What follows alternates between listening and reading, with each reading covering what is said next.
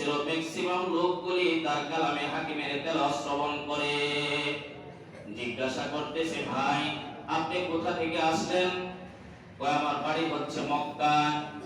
আমি সফর করতেছিলাম নদীপথে, হঠাৎ করে জোরের কবরের মধ্যে নৌকাটা ডুবে গিয়েছে, সমস্ত মানুষগুলি মারা গিয়েছে। আল্লাহ পাক জীবিত অবস্থায় আমাকে আপনাদের দেশে নিয়ে এসেছেন। আপনাদের দেশের নাম কি দয়া করে বলেন?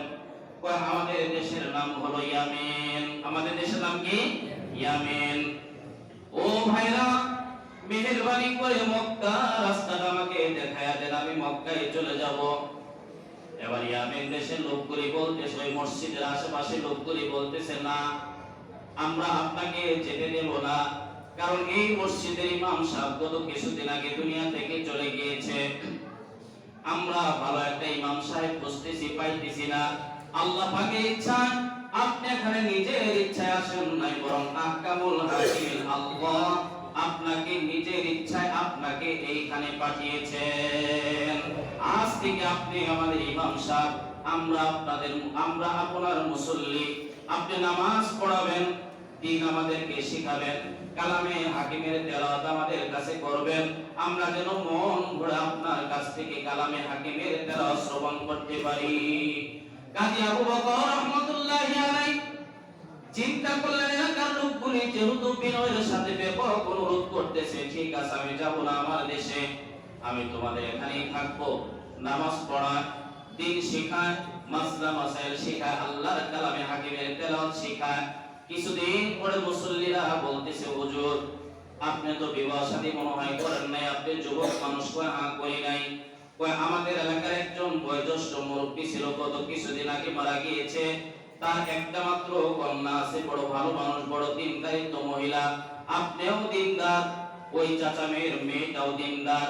আপনি যদি অনুমতি দেন, ওই মহিলার সঙ্গে কথা বলার পর আপনার সঙ্গে বিবাহ বন্ধনে আবদ্ধ করিয়ে দিব। সুবহানাল্লাহ। আপনি যদি অনুমতি দেন, তাহলে ওই মেয়ের সঙ্গে বিবাহ বন্ধনে আবদ্ধ করে দেব। কাজী আবু বকর রাহমাতুল্লাহি আলাইহি চিন্তা করেন, এলাকাতে যেহেতু রয়ে গেলাম, বিয়ে শাদী করা লাগে, ঠিক আছে অনুমতি দিয়ে দিলাম। এবার ওই মেয়ের কাছে গিয়ে বলতেছে, ও মা, তোমার বাবা বড় মুত্তাকি মানুষ ছিলেন, বড় ভালো মানুষ ছিল, তোমার বাবা দুনিয়া থেকে চলে গিয়েছে। আল্লাহ পাক মক্কা থেকে একটা যুবক ছেলে আমাদের এলাকাতে পাঠিয়েছেন, তুমি যদি অনুমতি দাও তাহলে ওই ছেলের সঙ্গে তোমার বিবাহ বন্ধন আবদ্ধ করিয়ে দিব। আমার বাবা যেহেতু জীবিত নাই, আপনারা আমার মুরব্বী মানুষ, আপনাদের মন যেটা চায়, ভালো যেটা হয় সেটাই করেন, আমি বিবাহ বন্ধনে বসতে রাজি আছি। কাজী আবু বকর রাহমাতুল্লাহি আলাইহির সঙ্গে যখন বিবাহ বন্ধন আবদ্ধ করিয়ে দিলেন, প্রথম রজনী বাসর হয়ে যখন স্বামী গিয়েছেন, কাজী আবু বকর রাহমাতুল্লাহি আলাইহি নিজের স্ত্রীর দিকে তাকায় দেখতেছেন, গলার মধ্যে সুন্দর কোটি টাকার একটা হার, কোটি টাকার একটা হার গলার মধ্যে। কাজী আবু বকর রাহমাতুল্লাহি আলাইহি এই গলার হারটার দিকে বারবার তাকায় থাকে, বারবার দেখে। আর ওই মেয়েটা ধারণা করে, এলাকার লোকগুলি বললেন বড় ভালো মানুষ, দেখে আমার দিকে না তাকাইয়া আমার হারের দিকে, কোটি টাকার হারের দিকে তাকায়, এটা আবার কেমন মানুষ, না জানি রাতের বেলা গলার হারটা চুরি করে অন্য দেশে চলে যায় কিনা, এই চিন্তায় তার স্ত্রী অস্থির। কাজী আবু বকর রাহমাতুল্লাহি আলাইহি বিষয়টা যখন আজ করতে পারলেন, আজ করার পর তার স্ত্রীকে বলতেছে, বিবি এই গলার হারটা আমার এই জন্য পরিচিত মনে হয়, বিগত কয়েক বছর আগে এরকম একটা গলার হার আমি মক্কা রাস্তার মধ্যে খুঁজে পেয়েছিলাম, কুড়িয়ে পেয়েছিলাম। একজন মুরব্বী, উনি মক্কার একটা উঁচু জায়গায় দাঁড়িয়ে এলান করেছিল, আমার কোটি টাকার সম্পদ হারিয়ে গিয়েছে, কেউ যদি পেয়ে থাকো আমার সম্পদ আমার কাছে দিয়ে দাও, আর এই 500 দিরহাম এই ফেরত নেবার কারণে আমি তাকে পুরস্কৃত করব। ও বিবি, আমি আল্লাহর জন্য কিয়ামতের ময়দানে যাতে করে নাজাত পাই, কিয়ামতের ময়দানে যাতে করে জান্নাত পাই, ওই মুরব্বী চাচার 500 দিরহাম আমি গ্রহণ না করে আমি বিনা হাদিয়াতে এই কোটি টাকার হারটা আমি আমার ওই চাচার হাতে প্রত্যাবর্তন করেছিলাম। এই কথাটা শোনার পর তার বিবি লাফিয়ে দাঁড়িয়ে গিয়ে তাকে জড়িয়ে ধরে বলতেছে, স্বামী আপনার নামে কি কাজী আবু বকর? কয় হ্যাঁ, আমার নাম কাজী আবু বকর। ও স্বামী, আমার বাবা কত কিছুদিন আগে দুনিয়া থেকে চলে গিয়েছে, এই হারটা আমার গলার মধ্যে যখন পরিয়ে দিয়েছেন, আপনার কথা মনে করে আমার বাবা অনেক কান্নাকাটি করেছে। আর বলেছে, মারে তুই জানোস না, ইয়ামেন থেকে মক্কায় সফর করেছিলাম, এক যুবক এই হারটা খুঁজে পেয়েছিল, এরপর আমাকে দিয়েছেন। সেন্টম শোনার পর 500 দিরহাম তাকে পুরস্কার দিতে চেয়েছিলাম, এরপরও গ্রহণ করে নাই। গ্রহণ না করে কিয়ামতের ময়দানে জান্নাত পাবার আশায় আমানতের কাছে প্রত্যাবর্তন করেছিল। ও মা, আমার মন কেমন জানি ওই ছেলেটার কথা বারবার মনে পড়তেছে। এরকম একজন জান্নাতি পুরুষের কাছে যদি তোকে আমি পাত্রস্থ করতে পারতাম, তাহলে মোরও আমি শান্তি পাইতাম। ও মা, ও কাজী আবু বকর, আমার প্রাণের স্বামী, আপনি কি সেই যুবক? তো আমি সেই যুবক। এবার তার বিবি গলার থেকে চেনটা খুলে, গলার হাতটা খুলে স্বামীর হাতে দিয়ে বলতেছে, স্বামী এই যে নেন কোটি টাকার সম্পদ, ইচ্ছা করলে আপনি নিতে পারেন, অথবা ইচ্ছা করলে দিনের কাজের জন্য আপনি ব্যয় করে দিতে পারেন। আমানতকারীর পুরস্কার দেখেন কোথায় কোন সময় খুঁজে পেয়েছিল। আবার আল্লাহ রাব্বুল আলামিন এই হাতটা তার হাতে আবার ফিরিয়ে দিয়েছেন। আমানতকারীর পুরস্কার আল্লাহ পাক আখিরাতেও দেন, আবার ক্ষেত্র বিশেষ আল্লাহ পাক দুনিয়াতেও দিয়ে দেন, ঠিক কিনা বলেন? এই জন্য যার কাছে যে আমানত আছে, সম্পদ হোক, মাল হোক, টাকা হোক, পয়সা হোক, কার মৃত্যু কখন আসে বলা তো যায় না। এগুলি আলহামদুলিল্লাহ মৃত্যুবরণ করার আগেই আমাদের উত্তরসূরি পূর্বপুরুষ যারা ছিল বা যাদের কাছ থেকে যা পেয়েছি, আমানতদারিগুলি সঠিকভাবে তাদের কাছে যেন পৌঁছায় দিতে পারি, আল্লাহ যেন তৌফিক নসিব করে, বলি আমিন। এরপর আল্লাহ পাক বলেন, ইন্নাল্লাহা ইউহিব্বুল লাযিনা ইউকাতিলুনা ফি সাবিলিহি। আল্লাহ পাক তাদেরকে ভালোবাসেন যারা আল্লাহ রাস্তায় সারিবদ্ধভাবে দাঁড়িয়ে দাঁড়িয়ে জিহাদ করে। আল্লাহ তাদেরকে ভালোবাসেন। কথার সাথে কাজের মিল রাখতে হবে। কিছু সংখ্যক সাহাবীরা রাসূলকে বললেন, ও আল্লাহর নবী, এই আয়াতটা কখন নাযিল হলো? কিছু সংখ্যক সাহাবীরা বললেন, ও আল্লাহর নবী, যে এমন কি কোন আমল আছে যে আমলটা করলে আমরা সরাসরি জান্নাতে যেতে পারবো? তখন রাসূল করিম সাল্লাল্লাহু আলাইহি সাল্লাম এই জিহাদের ঘোষণা যখন করে দিলেন, জিহাদের কথা যখন বললেন, যারা শুনেছিল এই আমলগুলি করলে আল্লাহ পাক জান্নাত দিবে, তাদের ঈমান আমলের তরক্কি নসিব হবে। কিন্তু কিছু কিছু ক্ষেত্রে বাহানা তালাশ করে তারা একটু দূরে সরে থাকার জন্য চেষ্টা করেছে, যার কারণে আল্লাহ পাক বলেছেন, ওই বান্দারা এমন কথা বলবো না যেটা তোমরা করো না। আর আল্লাহ রাস্তায় যারা সারিবদ্ধভাবে দাঁড়িয়ে থেকে জিহাদের জন্য, জিহাদ করার জন্য, আল্লাহ দ্বীনকে কায়েম করার জন্য আল্লাহ তাআলা তাদেরকে সবচাইতে বেশি ভালোবাসে। মুমিন মুসলমান যখন আল্লাহর দ্বীনকে বিজয় করার জন্য, আল্লাহর দ্বীনের জন্য নিজেকে বিসর্জন দেয়, দেখবেন আসমান থেকে অসংখ্য নুসরত, আসমান থেকে অসংখ্য ফেরেশতা ওই বান্দার কাছে আয়েশা নুসরত করে, আল্লাহর সাহায্য ফেরেশতারা নিয়ে আয়েশা তাদেরকে সাহায্য করে। বিনা যুদ্ধে এমনও সময় ছিল, বিনা যুদ্ধে মুসলমানদের হাতে আল্লাহ পাক দেশকে উঠায় দিয়েছেন। সুবহানাল্লাহ। মিশর যখন বিজয় হলো, মিশর সেনা দলের প্রধান সেনাপতি ছিল আমর ইবনে আস রাদিয়াল্লাহু তাআলা আনহু। এবার ইহুদি নাসারা খ্রিস্টানরা চিন্তা করলেন, মুসলমানদের সাথে তো আমরা পারবো না যুদ্ধ করে, আর দুই দিন যাইতে দিয়ে, আজকে তো বুধবার, শুক্রবার আসুক, সবাই যখন জুমার নামাজে দাঁড়িয়ে যাবে, অতর্কিতভাবে হামলা করে তাদেরকে আমরা হত্যা করবো, শাহাদাত বরণ করাবো। কারণ মুসলমানরা গুরুত্ব সহকারে জুমার নামাজ আদায় করে। আর মাত্র 2 দিন বাকি।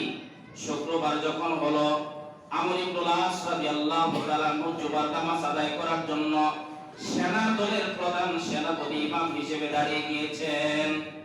পিছনে অসংখ্য সাহাবীরা ইমামের ইতাআত করার জন্য জুমার নামাজে দাঁড়িয়ে গিয়েছেন। ইহুদি নাসারা খ্রিস্টানরা চিন্তা করলেন, এই মুহূর্তে একটা সুবর্ণ সুযোগ, মুসলমান জিহাদের ময়দান থেকে পলায়ন বরণ করে না, ইমাম সাহেব নামাজের ইমামতি করবেন, পিছনে সাহাবীরা ইক্তাদে করবেন। এই সময় যদি তোমরা হামলা করতে পারো, ইহুদি নাসারা খ্রিস্টানরা বলতেছে, আমাদের দৃঢ় বিশ্বাস আমরা তাদেরকে পরাজয় বরণ করতে পারবো। জুমার নামাজের জন্য সাহাবীরা দাঁড়িয়ে গিয়েছেন। সামনে হচ্ছেন আল্লাহ, সামনে কে? আল্লাহ, পিছনে হলো শত্রু বাহিনী।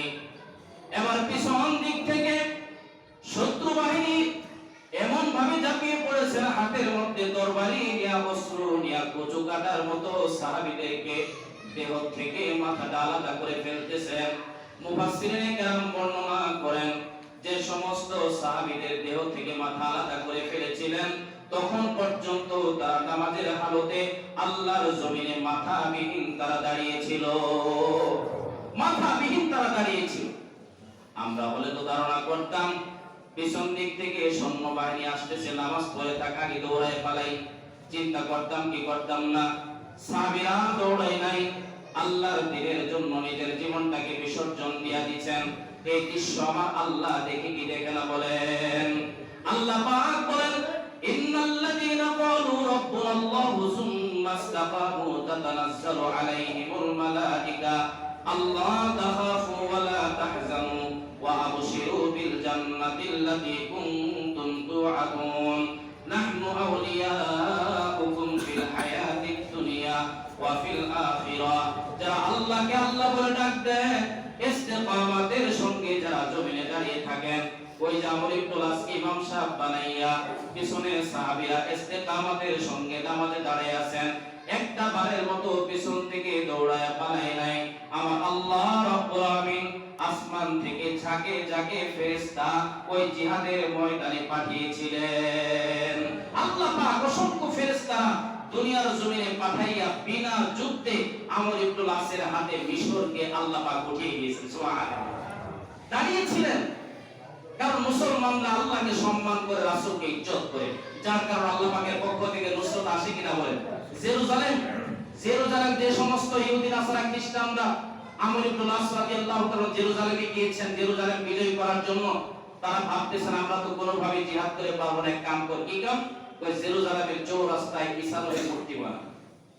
ঈসা নবীর একটা মূর্তি ছিল, আর ওই মূর্তি তাদের যে খ্রিস্টান পাদ্রী চুরি করে ওই মূর্তির নাকটা ভেঙে ফেলেছে।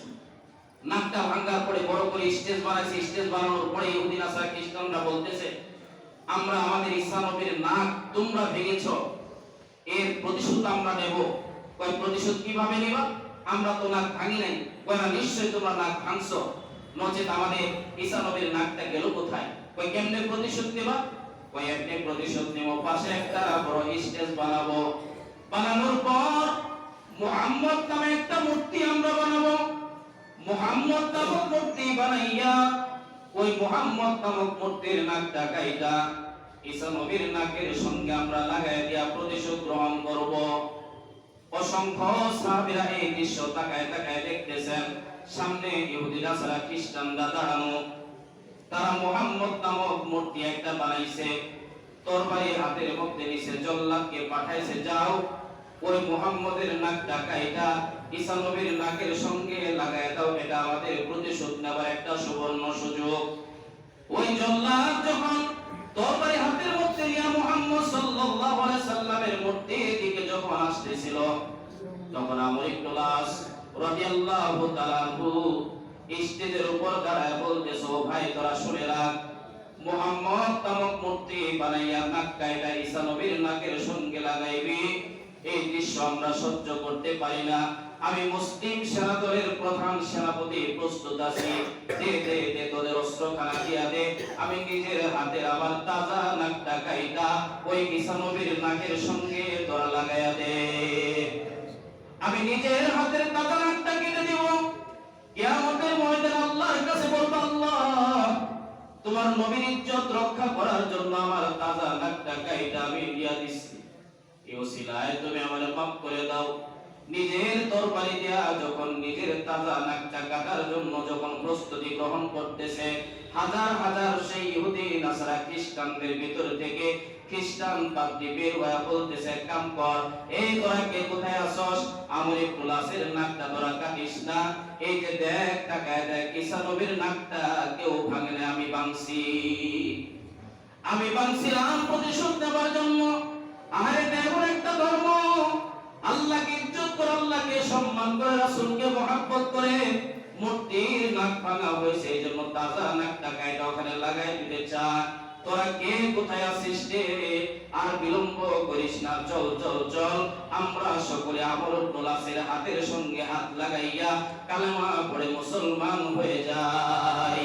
আমরা চল কালেমা পড়ে মুসলমান হয়ে যাই। আল্লাহ পাকের ইচ্ছা জিহাদের ময়দানে বিনা যুদ্ধে আল্লাহ পাক জেরুজালেমকে মুসলমানের হাতে উঠায় দিয়েছে।